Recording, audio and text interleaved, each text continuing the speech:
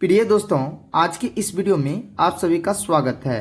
आज की इस वीडियो में कक्षा 10 एनसीईआरटी मैथ प्रश्नावली 2.2 का प्रश्न संख्या 1 के क्वेश्चन नंबर 3 को सॉल्व करेंगे।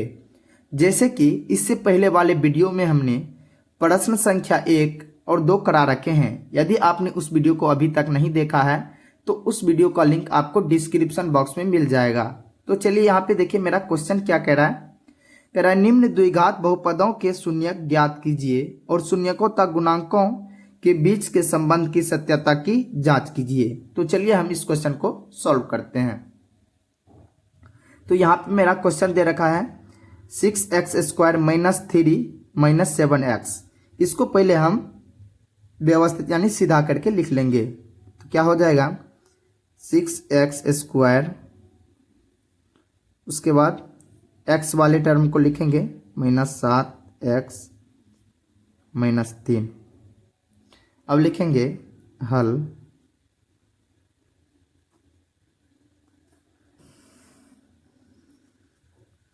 दिया है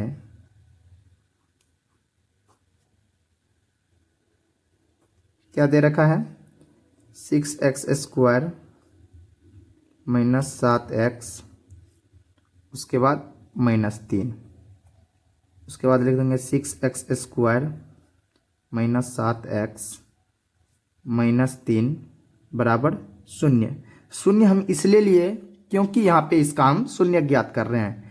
तो यहाँ पे इसका शून्य ज्ञात करने के लिए पहले इसका गुणनखंड करेंगे। तो गुणनखंड का नियम होता है फर्स्ट गुने लास्ट करते हैं, यानी जो भी x² का गुणांक होता है उसको लास्ट वाली संख्या से गुना कर देंगे।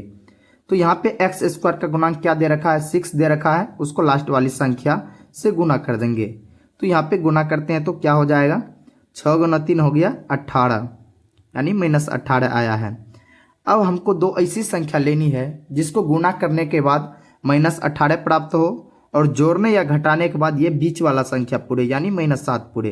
तो उस संख्या को निकालते हैं। 18 का हम गुणनखंड करके निकालेंगे। 2 से लगेगा तो यहाँ हो जाएगा 9, फिर अब यहाँ 3 से लगेगा तो हो जाएगा 3। तो अब यहाँ पे ध्यान से देखिए, अगर 3 × 3 करते हैं तो 9 होता है, 9 × 2 करते हैं तो 18 हो जाता है। यानी वो संख्या क्या आ गया 9 × 2 करेंगे तो मेरा 18 भी पूर जाता है। और जब 7 में 2 घटाएंगे यानी -9 रहेगा +2 रहेगा तो क्या आ जाएगा मेरा -7 आ जाएगा। यानी दोनों संख्या आ गया है -9 और +2 को लेंगे और दोनों में x लगा देंगे क्योंकि यहाँ 7 में x लगा हुआ है। तो यहाँ क्या हो जाएगा 6x², उसके बाद -9x + 2x, उसके बाद क्या लिखेंगे -3 बराबर 0। अब यहाँ पे ध्यान से देखिए -7x के जगह पर हम क्या लिख दिए -9x + 2x। फिर इसको कैलकुलेट करेंगे तो हमको -7x ही प्राप्त होगा, यानी इसको सिर्फ हम तोड़ कर लिखे हैं। अब हम इससे आगे क्या करेंगे, देखेंगे इन दोनों संख्या में कॉमन क्या आ रहा है, यानी इन दोनों पदों में देखेंगे कॉमन क्या आ रहा है। तो यहाँ गौर से देखिए कॉमन क्या होता है, जो दोनों में मिलेगा वही मेरा कॉमन हो जाएगा। तो यहाँ पे हम इसको तोड़ कर लिखते हैं इधर आपको समझाने के लिए। 6 को क्या लिख सकते हैं हम 3 × 2 लिख सकते हैं, और x² को क्या लिख सकते हैं x लिख सकते हैं, यानी 6x² को हम तोड़ कर लिखे हैं। तो इसको क्या लिख सकते हैं -9x को, तो इसको लिख सकते हैं -3 × 3 फिर गुणे हो जाएगा x। तो यानी 3 × 9 x और माइनस है तो -9x पूर गया। तो अब देखिए कौन ऐसा चीज़ है जो कि दोनों में मिल रहा है। तो यहाँ गौर से देखिए x है जो कि दोनों में मिल रहा है, और क्या है और 3 है जो कि दोनों में मिल रहा है। जो चीज़ दोनों में मिला है वही मेरा कॉमन हो जाएगा। तो यानी 3 और x मिला है तो 3x यहाँ हम कॉमन ले लेंगे। जब 3x कॉमन ले लेंगे तो यहाँ बचेगा क्या 2x बचेगा। तो यहाँ 2x बचेगा तो यहाँ लिख देंगे हम 2x। इसमें जब 3x कॉमन ही ले लिए तो बचा क्या -3 बचा, तो यहाँ लिख देंगे -3। अब कोष्टक को बंद कर देंगे। अब यहाँ इन दोनों में देखिए कॉमन क्या आ रहा है। तो यहाँ पे गौर से देखिए कोई भी ऐसा चीज़ ना है कि जो दोनों पद में मिलता हो। तो जब कोई चीज़ ना मिलता हो तो हम अपने मन से एक कॉमन ले लेंगे। तो एक ले लेंगे तो क्या हो जाएगा 2x उसके बाद -3 बराबर 0। अब गौर से देखिए दोनों कोष्टक में समान अंक आ चुका है, समान अंक आना भी चाहिए। अगर समान अंक नहीं आए तो इसका मतलब आपका सोल्यूशन यहाँ तक गलत है। तो चलिए इससे आगे अब हम करते हैं। अब इससे आगे क्या करेंगे, एक बाहर वाले को लिख लेंगे। जैसे बाहर में क्या है 3x उसके बाद +1 लिख देंगे बराबर 0। अब इन दोनों में से किसी एक को लिख लेना है, लिख देंगे या 2x -3 बराबर 0।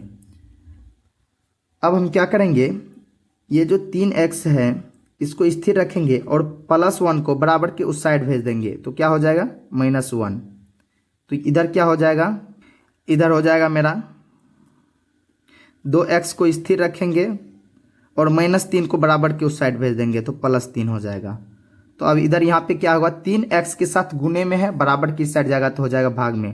तो x बराबर क्या हो जाएगा -1/3। या एक और मान आएगा इसका क्या, अब यहाँ 2 जो है x के साथ गुने में है, बराबर की साइड जाएगा तो हो जाएगा भाग में। तो x बराबर क्या हो जाएगा मेरा 3 पहले से मौजूद है और ये 2 जो है x के साथ गुना में तो इधर आया तो भाग में, यानी दोनों x का मान अब हमको निकल के आ चुका है। अब हम करेंगे क्या, एक को मान लेंगे अल्फा और एक को मान लेंगे बीटा।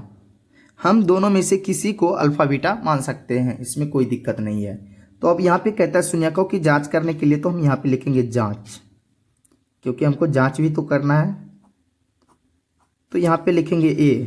तो a का मान क्या हो जाएगा मेरा, जो भी x² का गुणांक होगा वो मेरा a का मान हो जाएगा। तो यहाँ गौर से देखिए x² का गुणांक क्या है 6 है, तो ये हो जाएगा मेरा a का मान। तो a बराबर हम लिख देंगे 6। तो b बराबर मेरा क्या हो जाएगा, b मेरा जो x का गुणांक होगा। तो यहाँ पे देखिए x का गुणांक क्या है 7, यानी x का गुणांक 7 है, यानी -7 है, तो b का मान हो जाएगा -7।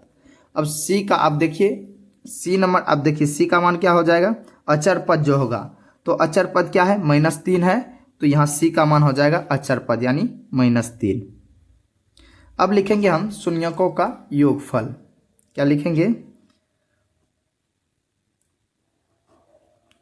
शून्यकों का योगफल। तो शून्यकों का योगफल क्या होता है, शून्यकों का योगफल होता है अल्फा प्लस बीटा बराबर -b/a। ये मेरा होता है शून्यकों का योगफल। अब हम सबका मान पुट कर देंगे, अल्फा प्लस बीटा। तो अल्फा का मान क्या है -1/3, उसके बाद कह रहा है प्लस बीटा, बीटा का मान क्या है 3/2 बराबर हो जाएगा -b/a। तो b का मान क्या है -7 है, तो -7, और b में पहले से माइनस लगा हुआ है तो एक माइनस और लगा देंगे और बट्टे हो जाएगा a का मान क्या दे रखा है 6 दे रखा है यानी 6। अब हम इन दोनों संख्या का भिन्न का जोड़ कर लेंगे। तो यहाँ पे करते हैं, 3 और 2 का एलसीएम क्या हो जाएगा 6 हो जाएगा। तो 2 बार में लगेगा तो क्या हो जाएगा -2 प्लस, तो ये कितने बार में लगेगा 3 बार में, 3 तिया 9। इधर क्या हो जाएगा माइनस गुना माइनस प्लस 7/6। अब इधर यहाँ ध्यान से देखिए -2 + 9 तो क्या हो जाएगा 7/6 बराबर 7/6, यानी शून्यकों का योगफल दोनों तरफ बराबर आ चुका है। तो चलिए अब हम शून्यकों का गुणनफल देखेंगे बराबर आता है या नहीं। तो शून्यकों का गुणनफल लिखेंगे, शून्यकों का गुणनफल। तो शून्यकों का गुणनफल क्या होता है अल्फा इंटू बीटा बराबर c/a।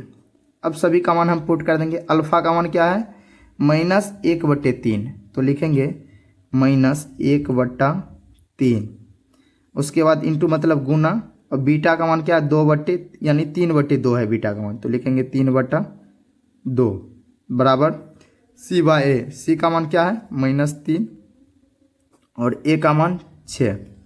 तो अब इसको हम सॉल्व कर लेते हैं। देखिए ये दोनों कट रहा है तो क्या आ गया -1/2 बराबर, ये भी कट रहा है आ जाएगा 2, यानी -1/2, यानी शून्यकों का गुणनफल भी दोनों तरफ समान आ गया है, यानी मेरा सोल्यूशन बिल्कुल सही है। दोस्तों उम्मीद करते हैं ये क्वेश्चन आपको बिल्कुल अच्छे से समझ में आ गया होगा। मिलते हैं नेक्स्ट वीडियो में, तब तक के लिए जय हिंद।